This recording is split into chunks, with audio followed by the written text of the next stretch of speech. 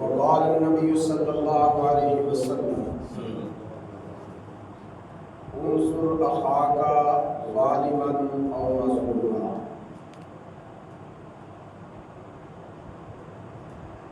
جب سے اللہ رب العزت نے آسمان و زمین کا نظام قائم کیا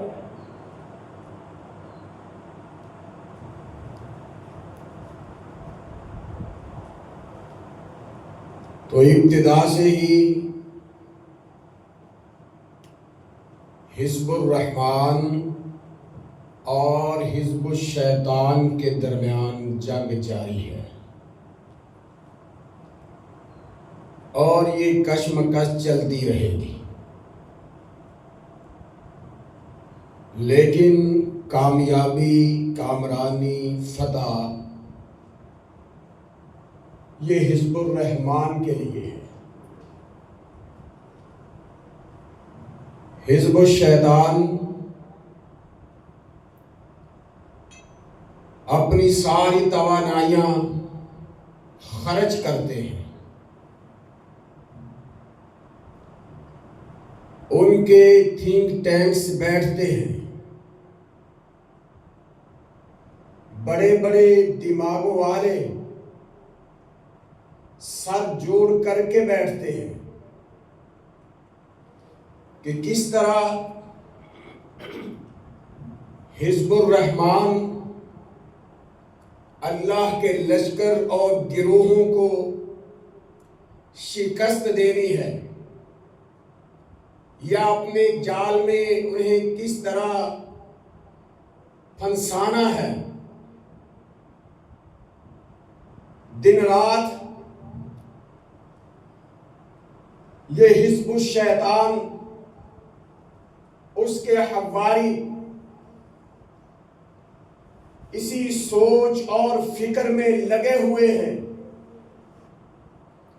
ایجنڈے تشکیل دیے جا رہے ہیں کہ انہیں اس بات کا علم ہے کہ اگر اسلام غالب ہوا تو ہمارا دنیا کے اندر پھیلایا ہوا یہ سود کا نظام یہ ختم ہو جائے گا۔ کہ آج حزب الشیطان کی روح وہ سودی نظام کے اندر ہے۔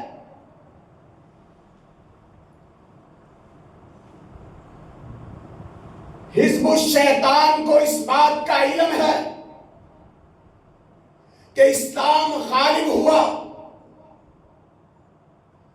ہمارا دنیا کے اندر بے حیائی، فحاشی، عریانی کا پھیلایا ہوا جال، یہ پورن انڈسٹری یہ تباہ و برباد ہو جائے گی۔ کیوں؟ کہ اسلام عزتوں کا محافظ ہے، چادر چار دیواری کا محافظ ہے۔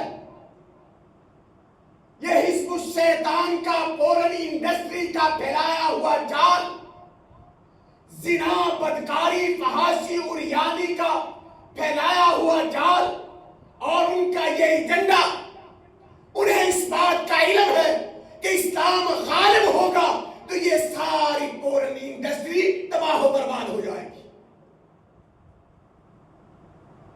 ان کی معیشت کا انحصار ہے اس پہ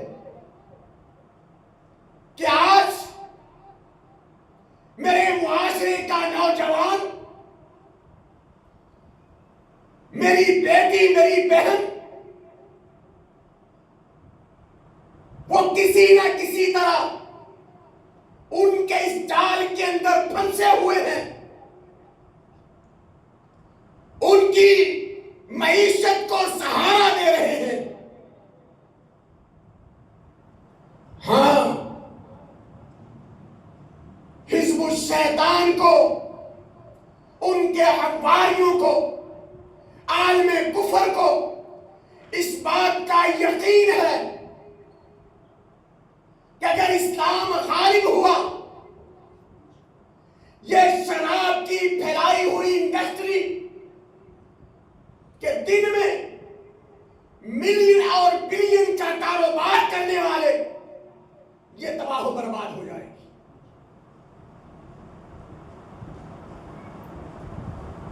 کہ ان پہ ان کا انحصار ہے۔ کیوں؟ کہ اسلام میں شراب حرام ہے، اسلام قطعاً پسند نہیں کرتا شراب کو، تو لہذا وہ اپنی معیشت کو محفوظ کرنے کے لیے، بچانے کے لیے، اپنی پورن انڈسٹری کو بچانے کے لیے، سودی نظام کو بچانے کے لیے، شراب کے نظام کو بچانے کے لیے، فحاشی عریانی کے پھیلائے ہوئے جال کو مزید پھیلانے کے لیے ہمیشہ تھنک ٹینکس بیٹھتے ہیں، سر جوڑ کر کے پلان کے کرتے ہیں، ایجنڈے جاری کیے جا رہے ہیں کہ کس طرح معیشت کو بچانا ہے۔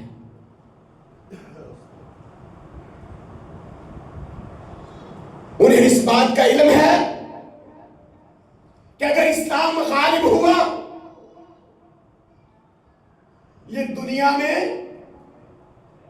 جو دہشت گردی ہم نے پھیلا رکھی ہے، جس پہ چاہو چڑھائی کر دو، جس کو چاہو اغوا کر لو، گھر سے اٹھا لاؤ، اپنا اسلحہ بیچو،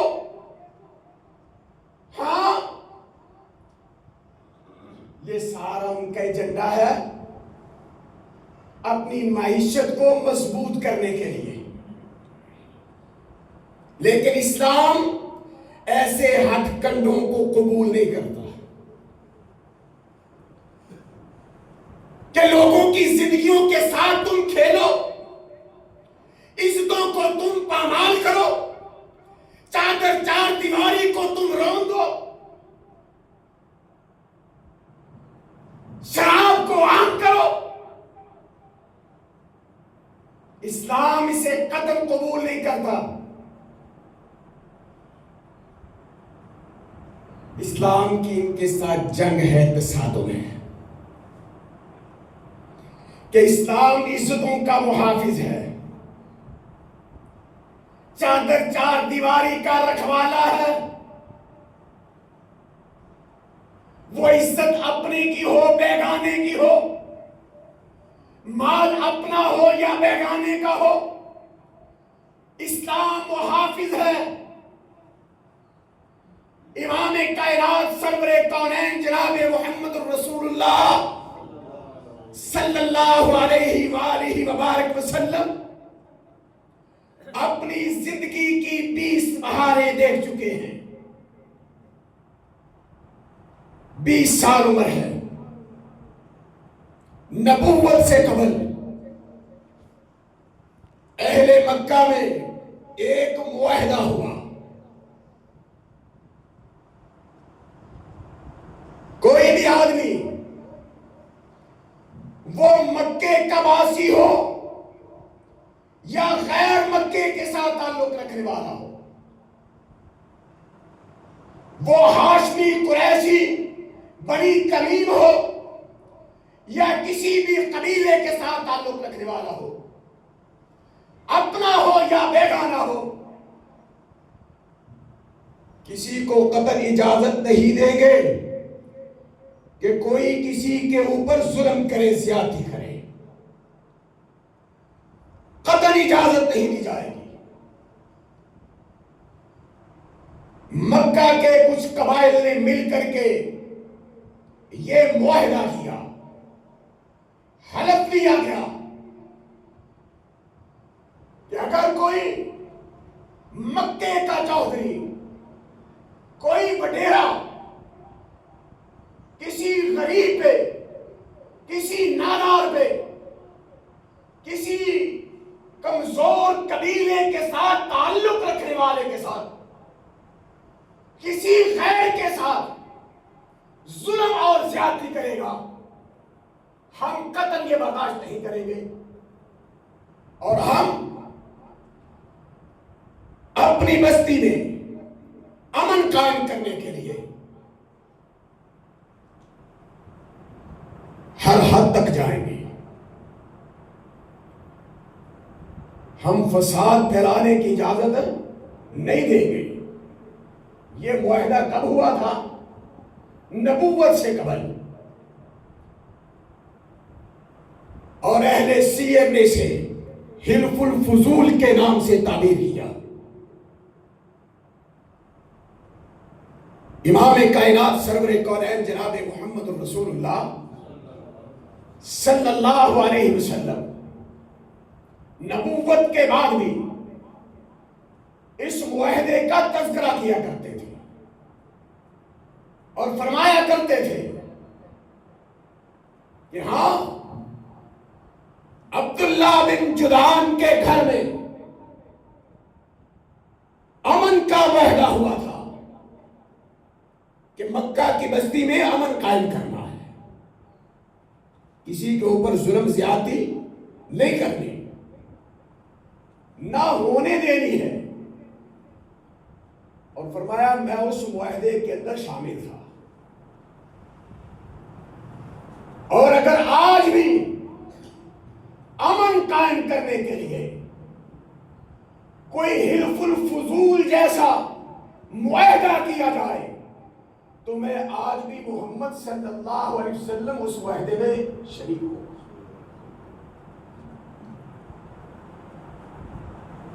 تو اسلام تو وہ دین اور مذہب ہے جس نے ہمیشہ امن کا جھنڈا بلند کیا ہے، امن کا پرچار کیا ہے۔ اور یاد رکھنا بھائیوں، سرور کائنات صلی اللہ علیہ وسلم نے اپنی زندگی میں جس قدر بھی غزوات لڑے یا آپ کی زندگی میں سریے لڑے گئے، آپ کے بعد صحابہ کرام رضوان اللہ علیہم اجمعین کی حیات طیبہ میں جنگیں ہوئی، مارکے بپا ہوئے. یہ تمام غزوات، تمام سریے اور تمام جنگیں ان کا ایک ہی مقصد تھا کہ دنیا میں امن قائم کیا جائے. اپنی برتری نہیں، اللہ رب العزت کی حاکمیت کو دنیا میں غالب کرنے کے لیے یہ غزوات لڑے گئے، سریے ہوئے، جنگیں ہوئی. صحابہ نے اپنی جانوں کے نذرانے پیش کیے تھے اور دنیا کو یہ سبق سکھلایا تھا کہ ہاں اس آسمان کی چھت کے نیچے، زمین کی پشت پہ رہنا ہے تو امن و امان کے ساتھ رہنا ہے. کسی کی بھی عزت کو پامال کرنے کی اجازت نہیں ہے. اسلام امن کا دائی ہے، امن کا پرچار کرنے والا ہے. اللہ اکبر کبیرہ. تو امام کائنات صلی اللہ علیہ وسلم نے نبوت سے قبل بھی امن قائم کرنے والی کمیٹی میں اپنا کردار ادا کیا ہے، اور نبوت کے بعد پھر امن قائم کرنے کے لیے کہ دنیا میں فساد نہ ہو، قتل و غارت نہ ہو، چادر چار دیواری کا تقدس پامال نہ ہو، صلح حدیبیہ کو اٹھائیں. امام کائنات صلی اللہ علیہ وسلم عمرہ کی غرض سے صحابہ کے ساتھ آئے. کوئی لڑنے کی نیت نہیں تھی.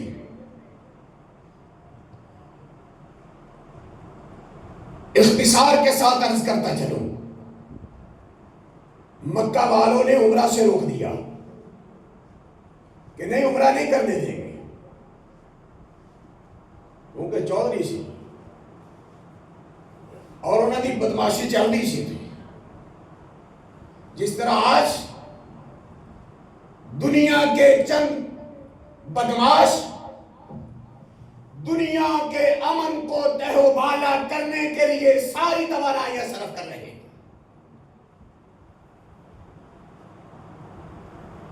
مکہ کے چودھری اٹھے کہ جی ہم عمرہ نہیں کرنے دیں گے. الغرض معاہدہ ہوا، شرائط تحریر کی گئی، اور ان شرائط میں بعض وہ شرائط بھی تھی جو بظاہر ناگوار تھی. ان شرائط میں سے یہ شرط بھی تھی کہ ہاں، کہ اگر کوئی مکہ کا رہنے والا، مکہ کا واسی مکہ کو چھوڑ کر کے مدینہ میں چلا جائے، تمہارے قافلے کا ساتھی بن جائے، تمہیں واپس کرنا ہوگا. آپ نے فرمایا شرط منظور ہے. انہیں اس بات کا علم نہیں تھا جڑا اس قافلے کا راہی بن گیا دوبارہ واپس نہیں ہوتا. سمامہ ابن اساد رضی اللہ تعالیٰ عنہ کا واقعہ آپ نے سن رکھا ہوگا. یمامہ کا گورنر ہے، سربراہ ہے، گرفتار کیے گئے، مسجد نبوی کے ستون کے ساتھ باندھا. 3 دن مسجد نبوی کے ستون کے ساتھ باندھا، رہا کر دیا، جاؤ، چھوڑ دیا گیا ہے. باہر نکلے، دوبارہ واپس پلٹ کر کے آئے. کہا मामा तुम्हें तो छोड़ दिया गया था, रिहा कर दिया है, दोबारा फिर वापस आए हो। कहा रिहा नहीं किया, अब कैद कर लिया है।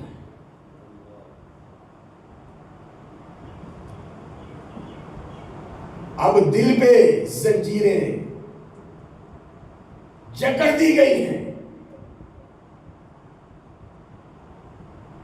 पहले तुमने कैद किया था, रिहा कर दिया, लिहाजा अब तुमने मेरे दिल को कैद कर लिया है। और जो मुहम्मदी काफिले में आ जाए वो दोबारा वापस नहीं जाता। कहा तुम्हारी ये शर्त भी मंजूर है, कबूल है, आओ। कहा दूसरी शर्त भी है, अगर तुम्हारा मदीने का वासी हमारे पास वापस आएगा, हम वापस नहीं करेंगे।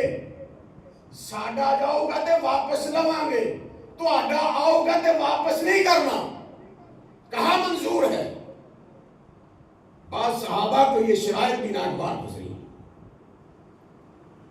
लेकिन आसमां वाले ने वही नाज़िल की, इन्ना फतहना लका फतहम मुबीना। कहा परेशान होने की जरूरत नहीं, ये शिकस्त नहीं है, ये फतह है।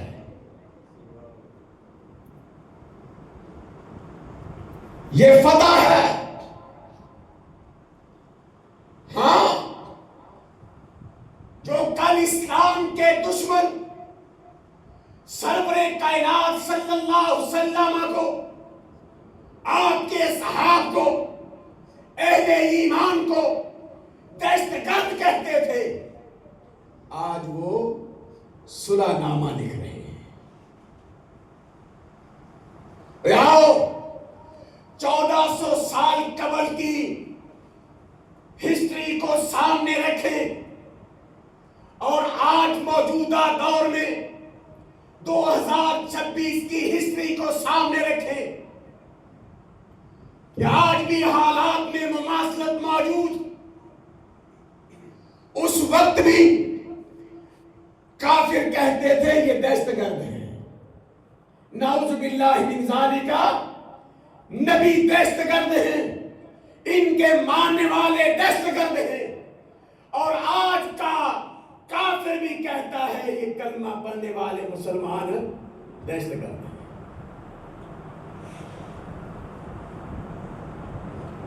अल्लाहु अकबर कबीरा।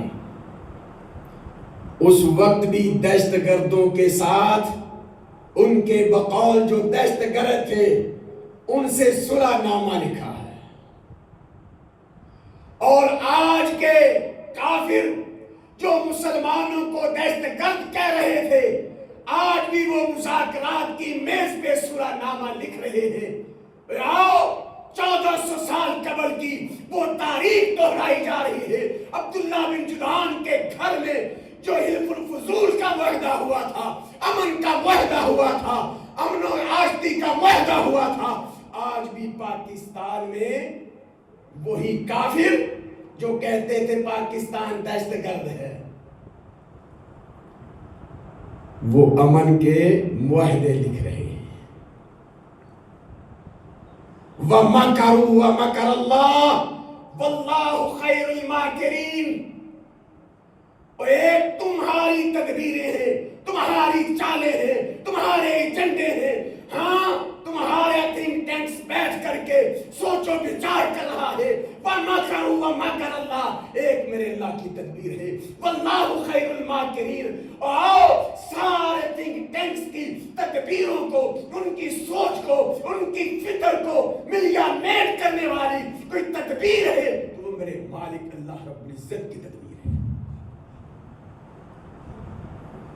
अल्लाहु अकबर कबीरा। आए मेरे भाइयों, इमाम कायनात सरवरे कौनैन जनाब मुहम्मद रसूलुल्लाह सल्लल्लाहु अलैहि वसल्लम ने اپنے ماننے والوں کو، اپنے متبعین کو، وفا شعاروں کو ہمیشہ امن و امان کا درس دیا ہے۔ اور حالت جنگ میں بھی کہا کسی بچے کے اوپر تلوار نہیں اٹھانی، کسی عورت کے اوپر تلوار نہیں اٹھانی، درختوں کو نہیں کاٹنا۔ ہاں، اسلام امن کا علمبردار ہے، امن کا داعی ہے۔ اسلام نہیں چاہتا کہ فساد برپا ہو۔ اسلام تو عزتوں کا رکھوالا ہے۔ یہ کافر ابتدا سے ہی عزتوں کے بیپاری رہے، فسادات برپا کرتے رہے، کر رہے ہیں، اور ان کا علاج، ان فسادیوں کا علاج اللہ رب العزت نے جہاد میں رکھا ہے۔ یہاں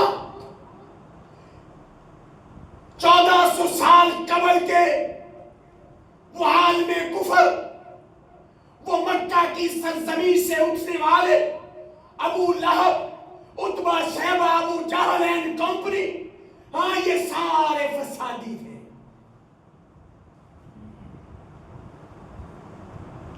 اور اسلام کے متبعین، وفا شعار، جانباز، امن و امان کے داعی تھے کہ نہیں بھائی، کسی کی بھی عزت کو پامال نہیں کرنی،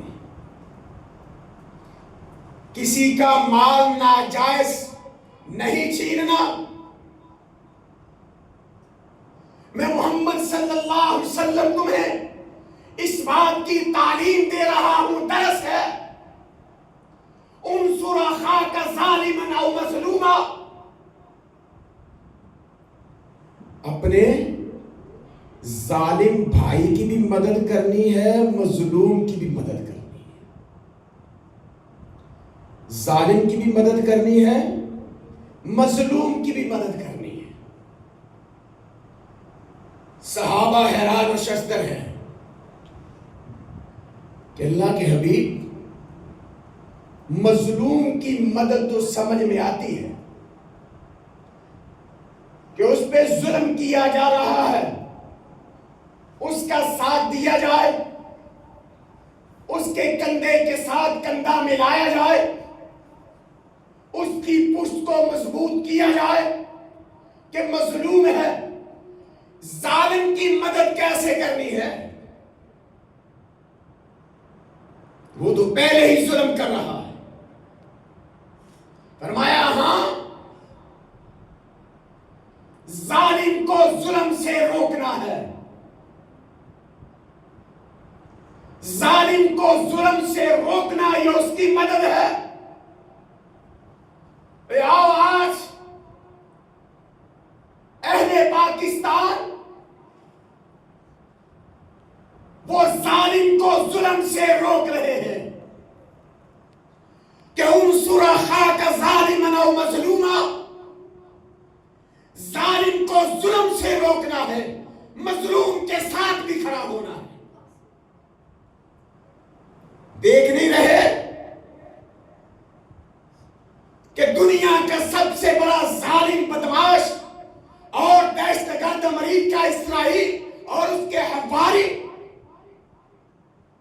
کہ جو پوری دنیا میں فساد برپا کرنے میں سب سے آگے ہیں، آج ان کو روک کون رہا ہے؟ پاکستان۔ مبارک ہو تمہیں بھائی۔ ہاں، کل پوری دنیا کی نظروں میں تم دہشت گرد تھے، آج پوری دنیا میں امن کا کوئی داعی ہے، امن کا علم سر بلند کرنے والا ہے۔ اپنے نہیں، بیگانے کے